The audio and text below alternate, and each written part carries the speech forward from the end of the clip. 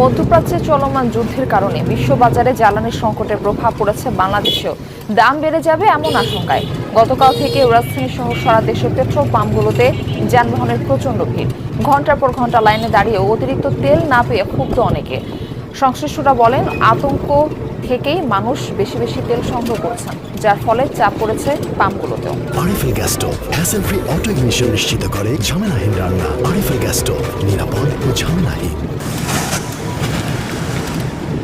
Trust filling station, যেখানে জ্বালানি নিতে গাড়ির চাপ। দাম বেড়ে যাওয়ার আশঙ্কায় সকাল থেকেই পেট্রোল পাম্পগুলোতে দেখা গেছে ব্যক্তিগত গাড়ি ও মোটরসাইকেলের লম্বা সারি।